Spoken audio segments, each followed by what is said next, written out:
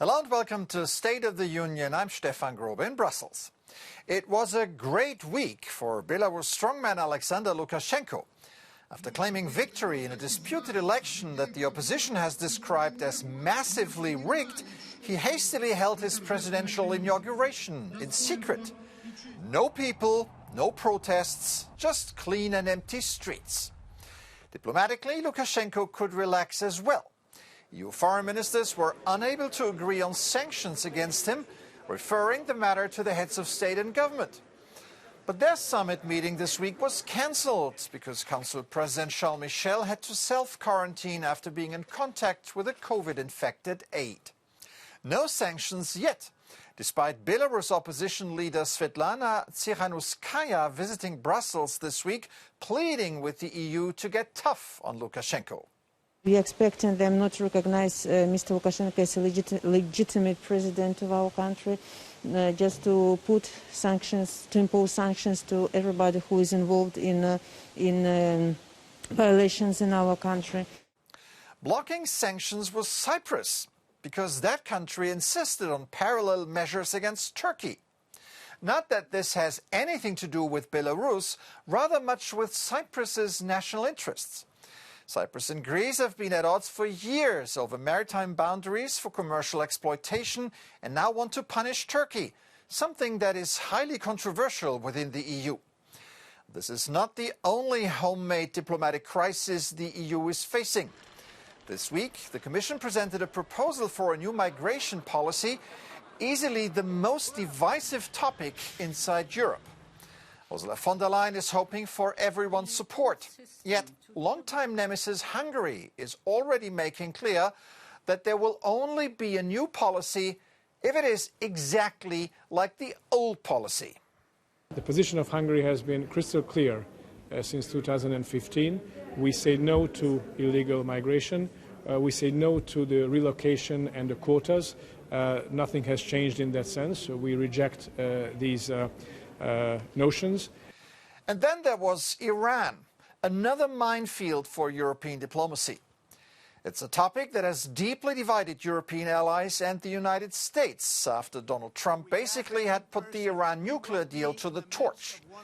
Now, just weeks before the US presidential election, Trump is playing the Iran card again to drum up support for his America First diplomacy, which really has not much to do with diplomacy.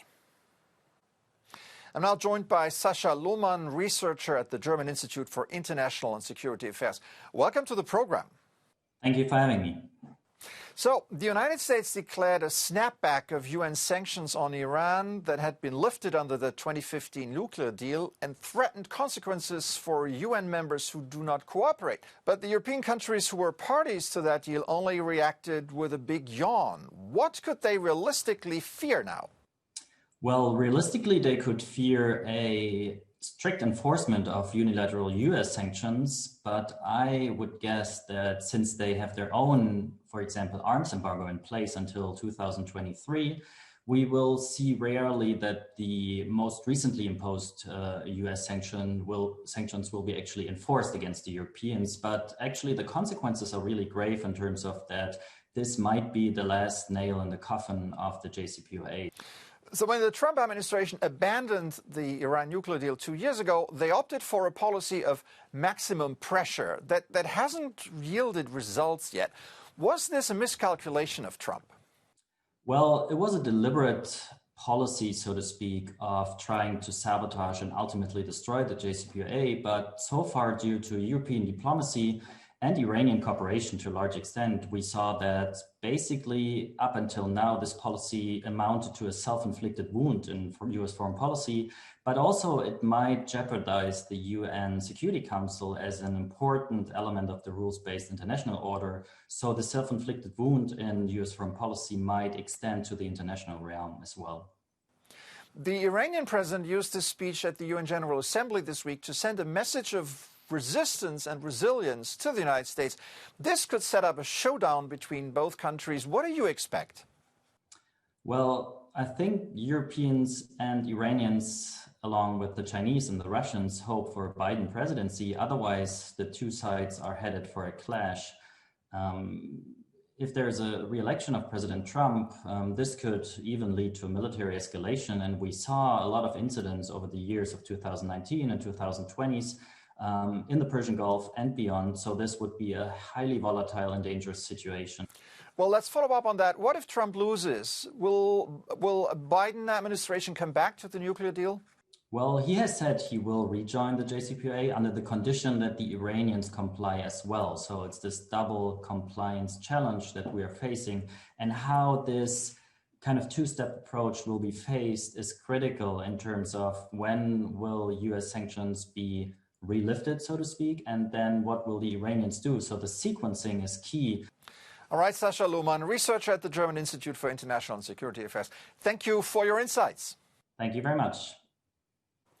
It's true, European diplomats had a hard time this week, and they probably are longing for a moment to leave it all behind.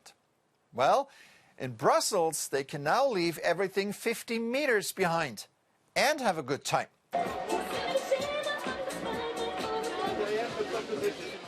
It's the dinner in the sky that will help you forget all diplomatic trouble, as you will probably experience new fear and frictions.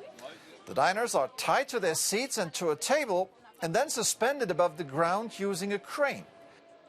The gastronomic platform in central Brussels is open until October the 2nd.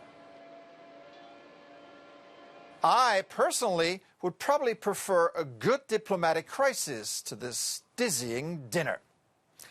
That's it for this edition. I'm Stefan Grobe. Thank you for watching. Have a good week.